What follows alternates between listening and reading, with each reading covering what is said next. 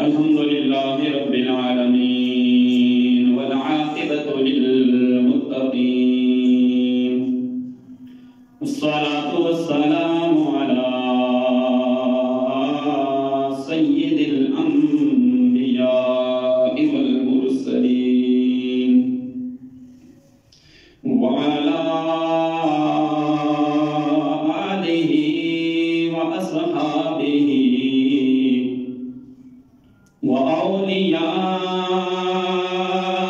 أمته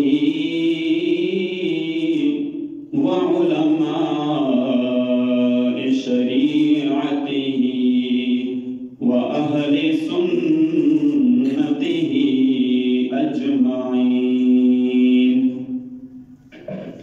أما بعد فأعوذ بالله من الشيطان الرجيم. بسم الله الرحمن الرحيم. ثاني اثنين إذ هما في الغار إذ يقول لصاحبه لا تحزن إن الله معنا. صدق الله مولانا العظيم وصدق رسوله النبي الكريم الأمين. إن الله وملائكته يصلون على النبي يا أيها الذين آمنوا صلوا عليه وسلموا تسليما. الصلاة والسلام عليك يا سيدي يا رسول الله وعلى آلك وأصحابك يا سيدي يا حبيب الله. الصلاة والسلام عليك يا سيدي يا شفيع المذنبين وعلى آلك وأصحابك يا رحمة للعالمين. نہیں جاندا زمانہ نہیں جاندا زمانہ عظمت صدیق دی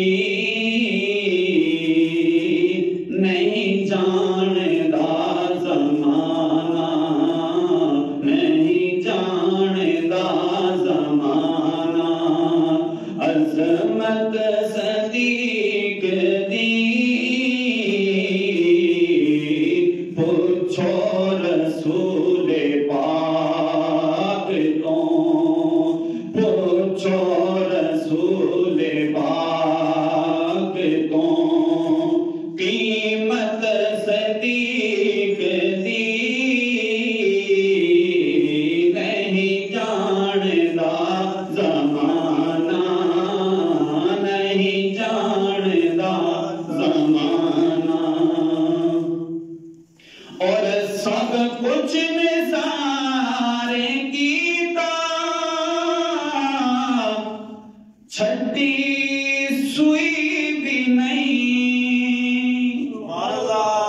سب کچھ نثارے کیتا چھٹی سوئی بھی نہیں.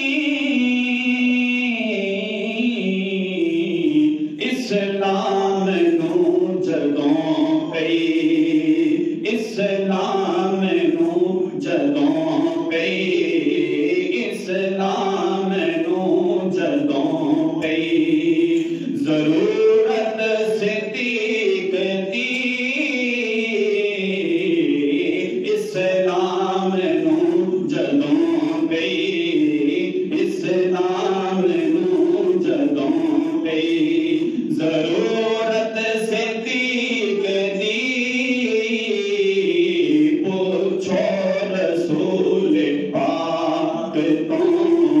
پوچھو رسول پاک تو اور آتینوں میں بکھاوا دشمن صدیق دے جتنا بلند مرتبہ جناب سیدنا صدیق اکبر کو اللہ نے دیا تو اتنے ہی صدیق اکبر دے دشمن بھی بن گئے. شاعر نے کیا ہی خوبصورت مخاطب کیا دشمنان صدیق اکبر کو.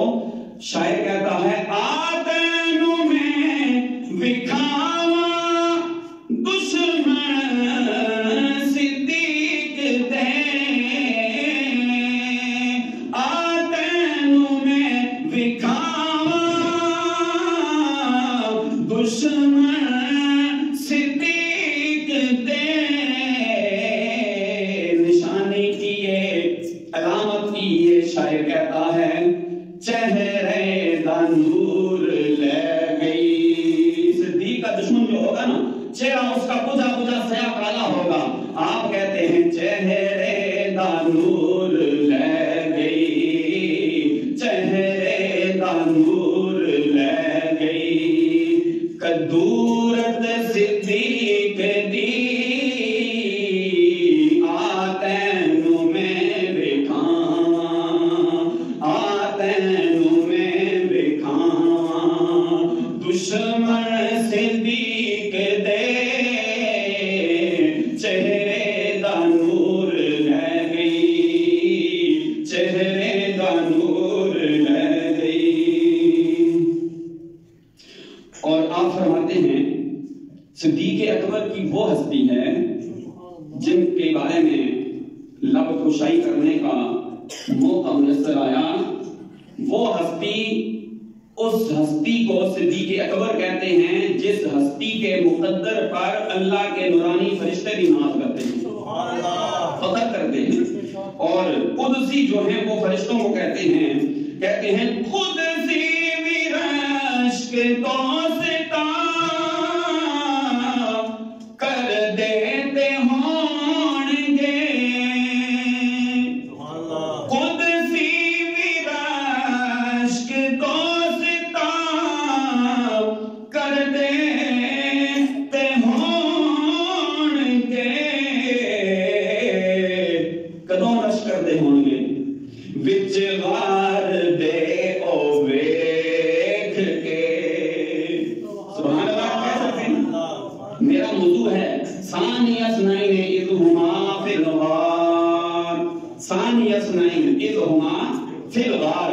یہ غار کا ذکر اللہ نے قرآن میں بھی بیان فرما دیا شاعر نے اپنی نعت کے اندر منقبت میں بھی بیان فرما دیا. تو آپ فرماتے ہیں قدسی وگوستا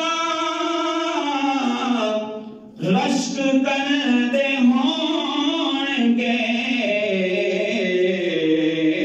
وچ غار دے او ویکھ کے وچ غار دے او ویکھ کے سنگت صدیق دی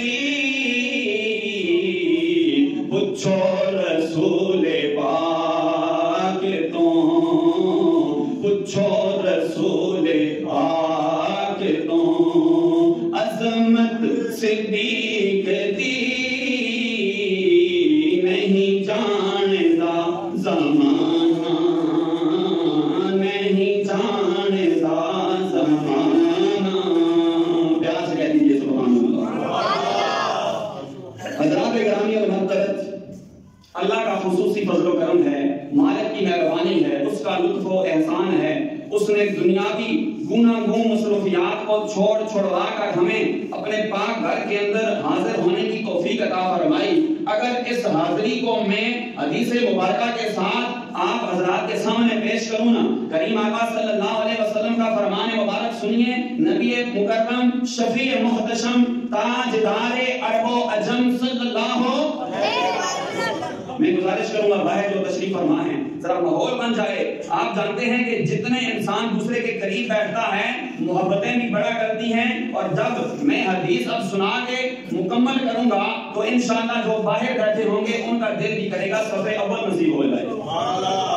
میرے کریم آقا صلی اللہ علیہ وسلم نے ارشاد فرمایا جمعۃ المبارک کا وہ عظیم دن ہے, اس عظیم دن کو اللہ نے باقی دنوں کا سردار بنایا, سید الایام بنایا. نبی پاک نے فرمایا اس جمعۃ المبارک کے دن کو اللہ کے گھر میں انسان آتے ہیں, اللہ کے گھر میں آنے والے جو بندہ پہلی صف میں بیٹھ جاتا ہے, جمعہ کے دن پہلی صف میں بیٹھ جانا, نبی پاک نے فرمایا وہ اس قدر افضل ہے. نبی پاک نے فرمایا وہ یہ سمجھے کہ اس نے ایک اونٹ اللہ کی راہ میں قربان کر دیا ہے.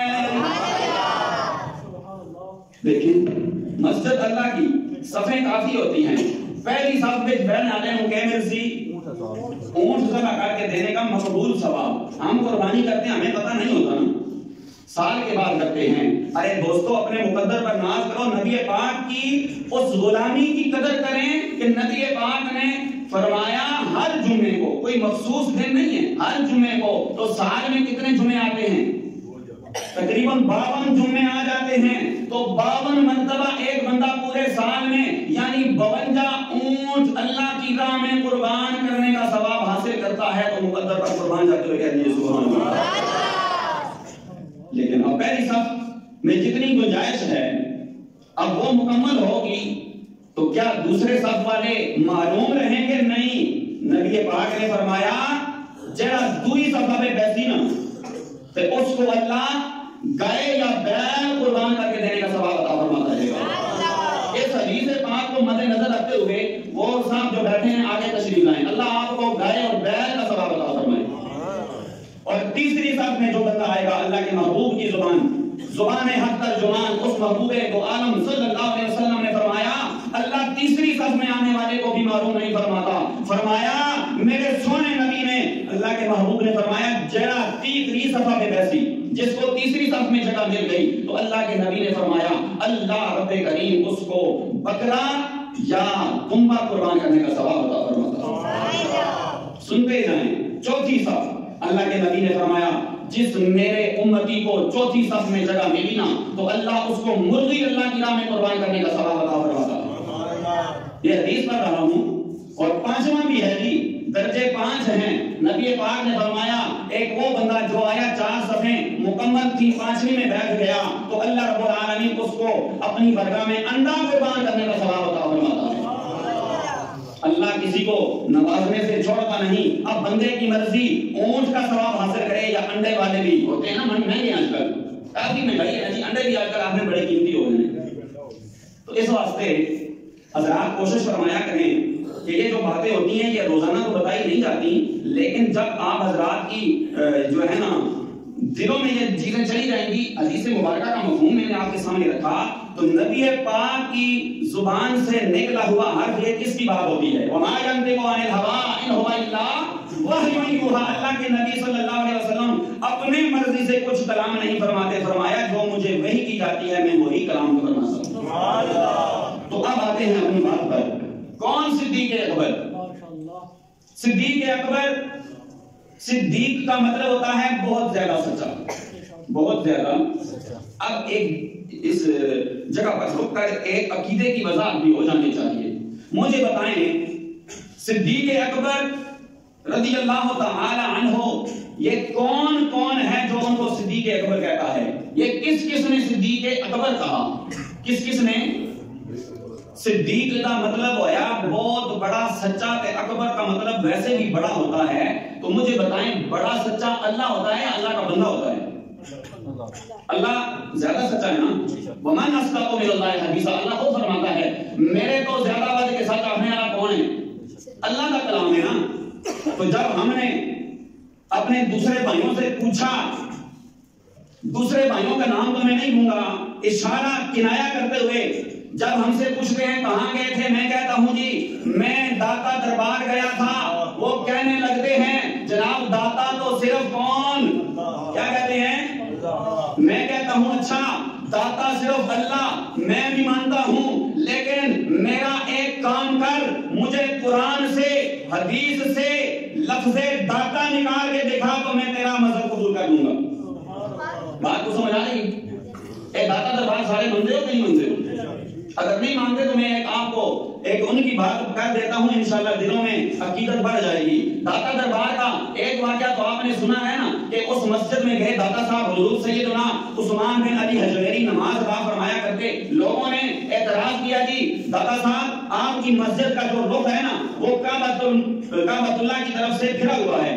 داتا صاحب نے فرمایا جڑے جڑے اعتراض کرتے ہو آئی نماز میرے پیچھے پڑھو، جڑے اعتراض کرتے ہو کہ لاہور داتا دربار کی مسجد کا رخ کعبۃ اللہ سے پھرا ہوا ہے نا، پھر وہ نماز آج میرے پیچھے ادا کریں۔ تو داتا صاحب کے پیچھے جب انہوں نے کہا نا پیچھے اس امام صاحب کے اللہ اکبر، تو کیا دیکھتے ہیں کعبۃ اللہ سامنے آ گیا، کعبۃ اللہ سامنے آ گیا ہے۔ تو جناب وہ داتا علی حجویری، یہ یاد رکھیے گا، یہ اللہ کے بندوں میں جو صفات ہوتی ہیں اللہ کے ساتھ اس کی صفت مل ہی نہیں سکتی، لیکن اللہ کا یہ لفظ جو ہے داتا فارسی کا لفظ ہے، فارسی کا لفظ ہے، یہ داتا کا لفظ اس ہستی کو کہتے ہیں جو حد درجہ سخاوت کرتا ہو۔ تو یہ مخلوق میں، اب میں آپ کو قرآن سے دلیل بتاؤں گا۔ اب ہم نے خود ہی کہا کہ بڑا سچا کون ہے؟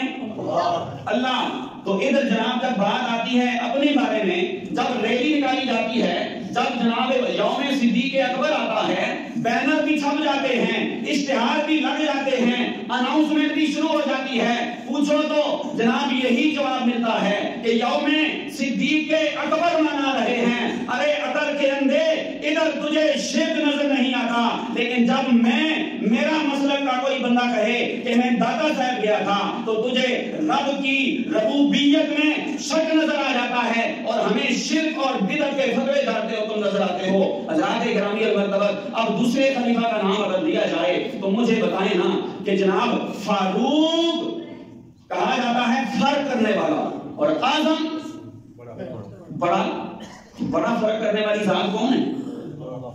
تو ادھر لوگ جناب تھکتے نہیں، ادھر صحابہ کرام کے بارے میں کہہ رہے ہوتے ہیں۔ پتہ چلا کہ یہ جو صفات اللہ کی ہیں نا، اللہ کی جو صفات ہیں اس کی تو صفات اپنی شان ہیں، جیسے اس کی شان ہے اس کی ویسی شان ہے، لیکن مخلوق میں اللہ جس کو سب سے زیادہ وہ صفت عطا کرتا ہے، بندہ اس کے ساتھ مشہور ہو جاتا ہے، معروف ہو جاتا ہے۔ ایک اور بات کرتا چلوں، وہ اللہ پاک کے اسماء لکھے ہوئے ہیں، واللہ الذی سے لے کر ان میں ایک نام دیکھیے لفظ غنی، کیا لکھا ہوا ہے؟ غنی۔ مجھے بتائیں غنی کون ہے جی؟ اللہ کی ذات ہے، تو پھر کیوں کہتے ہو عثمان غنی؟ اگر اللہ ہی غنی ہے تو پھر عثمان ذوالنورین کو غنی کیوں کہتے ہو؟ تو جواب ملتا ہے اس لیے کہ وہ سخاوت کے جناب والا پیکر تھے، سخاوت ان پر ختم تھی۔ تو پھر ہم بھی تو یہی کہتے ہیں نا، ارے میرے دوستو، ہم صرف اس ہستی کو داتا علی حجویری اس لیے کہا کرتے ہیں کہ وہ ایسی عظیم ہستی ہے، ایسی عظیم ہستی ہے کہ باہر سے ایک بندہ آ گیا، نیا مسلمان ہوا، وہ انگریز مسلمان ہو کر پاکستان آ گیا، جانا کہیں اور تھا، جناب دیکھا کہ وہاں داتا دربار کے احاطے کو چمکتا ہوا دیکھا نا، تو اس کا دل کی جو بتی ہے وہ بھی چمکنا شروع ہو گئی، چمکتا ہوا دیکھا، مینار پر چلانا، مسجد پر چلانا، اس نے دیکھا یار بڑا عجیب منظر ہے، میرا دل کرتا ہے میں ذرا اندر جاؤں۔ دل کیا کرتا ہے؟ میں اگر کوئی بات غلط کروں نا تو آپ سے یہ بھی کہوں گا کہ آپ مجھ سے لے کر سوال کر سکتے ہیں، الحمدللہ جو بات کروں گا حوالے کا بھی پابند ہوں، اور استادوں کی دعائیں بندہ ناچیز کے ساتھ ہیں۔ تو حضرات گرامی المرتبت یہاں پر بتاتا چلوں کہ پھر اس بندے کو جب اندر لے جایا گیا، ایک بزرگ کھڑے ہیں، یہ اولیاء کی کرامات کی بات کرتا چلوں۔ ایک بزرگ نے پوچھا اجنبی لگ رہے ہو، اے آنے والے مسافر اجنبی لگ رہے ہو، بتاؤ ٹھنڈا پینا پسند کرو گے یا گرم؟ سردی کا موسم تھا، تو وہ کہنے لگا یار پاکستان آیا ہوں تو دل کرتا ہے کہ پاکستان میں بڑی سنتے ہیں کہ یہ پاکستانی جو ہے نا اربوں روپے کی چائے پی جاتے ہیں. کیا کرتے ہیں جی؟ پیتے ہیں. یہ ورلڈ ریکارڈ ہے. سب سے زیادہ چائے میرے خیال سے پاکستان میں یہ استعمال ہوتی ہے جس کا سالانہ بجٹ اربوں میں جاتا ہے. تو وہ کہنے لگا بڑی مشہور ہے پاکستان کی, میرا جی چاہتا ہے کہ چائے کا ایک کپ مل جائے. تو پھر بزرگوں نے کیا کیا؟ اس سے بھی پیچھے اگر میں بات کروں نا, جب جن لوگوں نے اس کو کلمہ پڑھایا, ان لوگوں سے وہ پوچھنے لگا میں مسلمان تو ہو جاؤں گا لیکن مجھے تم نے ایک بات بتانی ہے. بات یہ بتانی ہے کہ جس قرآن کو تم مانتے ہو اللہ کا کلام, اس میں لکھا ہوا ہے کہ اللہ کا ایک بندہ جناب سلیمان علیہ السلام کا امتی. کون؟ سلیمان علیہ السلام خود نہیں امتی, وہ ان کا صحابی. کہنے لگا کہ قرآن میں لکھا ہوا ہے کہ سلیمان علیہ السلام کا امتی تھا, تو اس نے اللہ کے عطا کردہ علم کی بدولت اس میں اعظم کی مدد سے پلک جھپکنے سے پہلے وہ جناب تخت بلقیس کو سلیمان علیہ السلام کی بارگاہ میں لے آیا تھا. تو مجھے تم بتاؤ کلمہ پڑھانے والوں, وہ تخت کون سی طاقت سے پہنچا تھا؟ کہنے لگا میں کلمہ بھی پڑھ لوں گا, مسلمان بھی ہو جاؤں گا, میں مان بھی لوں گا, لیکن مجھے وہ ڈاؤٹ میرے سمجھ میں آ نہیں رہا. تو وہ کہنے لگے بتائیں گے یار, ڈالتے رہے بتائیں گے ہمارے ساتھ, تو تو چل کے پاکستان جانا. تو جناب وہ بزرگوں نے استقبال کیا. بزرگوں نے پوچھا ٹھنڈا یا گرم؟ اس نے کہا گرم پیوں گا, سردی کا موسم ہے. تو یہ کتاب والا کہتا ہے کہ جناب بزرگوں نے ہاتھ یوں کیا, کہا یہ آپ میں سے بھی الحمدللہ سارے کسی نہ کسی جگہ کے مریدین ہوں گے نا, تو فخر سے کہہ دیجئے سبحان اللہ.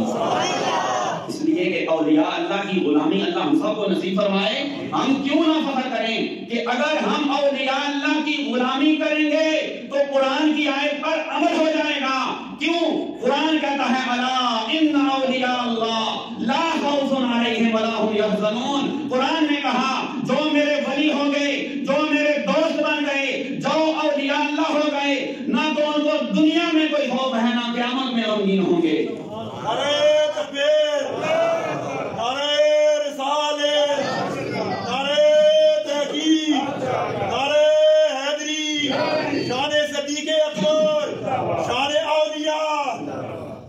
ماشاءاللہ اللہ ان کے ذوق کو سلامت رکھے. ایک نعرہ میں لگاؤں, آپ نے میرا جواب دینا ہے. اس لیے یہ نعرہ انشاءاللہ کسی نہ کسی موقع پر وقت ہوا تو میں آپ کو بتاؤں گا میں کیوں لگوا رہا ہوں. نعرے دو لگواؤں گا. ایک نعرے کا جواب آپ نے یوں دینا ہے, میں کہوں گا گلی گلی نگر نگر, تو آپ نے کہنا ہے ابو بکر. گلی گلی نگر نگر ابو بکر ابو بکر. اور جب اسی مصرے کو میں کہوں گا نگر نگر گلی گلی, تو پھر آپ کا نعرے کا جواب ہونا چاہیے علی علی. کیا جواب ہونا چاہیے؟ تو ہم نعرہ لگاتے ہیں گلی گلی نگر نگر, گلی گلی نگر نگر, نگر نگر گلی گلی. پتہ چلا کہ ہم جو لوگ ہیں ہمیں کہا جاتا ہے اہل سنت والجماعہ. ہم جناب سیدنا صدیق اکبر کی تاجدار صداقت کی بارگاہ سے فیض لے کر مولا علی کے دروازے تک جاتے ہیں, اور ہم صدیق اکبر یعنی ابو بکر صدیق کی الف سے لے کر مولا علی کی یا تک ہر صحابی کو جنتی مانتے ہیں. ہر صحابی اے نبی جناب, مجھے رسپانس چاہیے. ہر صحابی اے نبی جس کا عقیدہ ہے کہ میرے نبی کا ہر صحابی جنت میں جائے گا. کچھ کو تو سرکار دو عالم نے بشارت دی, اور کچھ کے بارے میں کہا اصحابی کالنجوم فبأیہم اقتدیتم اہتدیتم. ارے دنیا والوں, صحابی رسول کی اقتداء کرنے سے اگر مجھے اور آپ کو جنت مل سکتی ہے تو کیا صحابی جنتی نہیں ہو سکتا؟ تو پھر کہیں نا ہر صحابی اے نبی, ہر صحابی اے نبی. ماشاءاللہ اللہ آپ کو سلامت رکھے. تو میں عرض کرتا چلوں کہ یہ کرامات اولیاء جو ہوتی ہیں یہ بھی بروا کہیں, تو یہ میں عرض کر رہا تھا کہ جب اس بندے نے وہ چائے کا کپ لیا, دیکھتا ہے حیران رہ گیا. دینے والے نے بھی پوچھا دیکھنے والے بھی کہتے ہیں کہ یار یہ پینے کے لیے دی ہے، کیا بات ہے کہ آپ دیکھ رہے ہو، مسلسل دیکھے جا رہے ہو کپ کی طرف؟ کہنے لگا چائے تو میں پی لوں گا، میں اللہ کا شکر ادا کرتا ہوں مجھے اس سوال کا جواب مل گیا ہے۔ سوال کیا تھا میں بتا چکا ہوں کہ تخت بلقیس آن ہی آن میں پلک جھپکنے سے پہلے حاضر کیسے ہوا تھا؟ وہ بھی اللہ کے نبی کا غلام تھا، یہ بھی نبی پاک کا غلام ہے۔ تو پتا چلا اولیاء کرام کو جو اللہ طاقت عطا فرماتا ہے، وہ اللہ اپنی شان کسی بندے کے ہاتھ پر جب واضح کرتا ہے، ظاہر فرماتا ہے، تو نبی کے ہاتھ پر ہو وہ معجزہ بن جاتا ہے، ولی کے ہاتھ پر ہو وہ کرامت بن جاتی ہے۔ تو اس نے کہا اب میں بتاؤں کہ میرا مسئلہ کیسے حل ہو گیا، اب میں بتاؤں مجھے سوال کا جواب کیسے مل گیا، اب میں بتاؤں کہ میرا وہ مسئلہ کیسے حل ہو گیا۔ تو کہا بتاؤ کیسے حل ہوا؟ کہنے لگا یہ جو چائے کا کپ ہے یہ میرے کچن سے لایا گیا، ایسا کپ یہی ہے جس میں میں اپنے گھر میں چائے پیا کرتا ہوں۔ گھر کہاں ہے؟ یورپ میں۔ تو جناب یہ باتیں محبت کی ہیں۔ میں نے جو بات کی تھی وہ ابھی تمہید ہی ہو رہی تھی کہ وقت نے اپنے جو ہے نا وقت سمٹتے جا رہا ہے۔ میں صرف محبت کی ایک بات کرنا چلوں کہ صدیق اکبر کا مہینہ ہے، میں اتنی بات کر کے اجازت چاہنے لگا ہوں کہ حضرات گرامی المرتبت اللہ کے نبی کا، اللہ کے نبی، اللہ کے نبیوں میں نبی پاک جیسا کوئی نہیں، نبیوں میں میرے کریم نبی جیسا کوئی نہیں، اور نبی کے غلاموں میں صدیق اکبر جیسا کوئی نہیں۔ اسی لیے تو ہم کہتے ہیں افضل البشر، افضل البشر بعد الانبیاء، افضل البشر بعد الانبیاء سیدنا صدیق اکبر رضی اللہ تعالی عنہ۔ تو آؤ میرے دوستو سرکار کی باتیں کریں۔ بس ایک شعر کے ساتھ میں اختتام کرنے لگا ہوں، وقت کے دامن میں وسعت نہیں ہے۔ آؤ میرے دوستو سرکار کی باتیں کریں، آمنہ کے لال کے دلدار کی باتیں کریں۔ 3 دن تک غار میں ٹھہرا رہا جو رسول کے ساتھ، اس سیدنا صدیق اکبر یار غار کی باتیں کریں، یار غار کی باتیں کریں۔ تو حضرات صدیق اکبر کی وہ ذات ہے، صدیق اکبر کی وہ ذات ہے کہ نبی پاک صاحب الولاد صلی اللہ علیہ وآلہ وسلم نے اگر اپنے مصلے کے لیے چنا تو صدیق اکبر کو چنا۔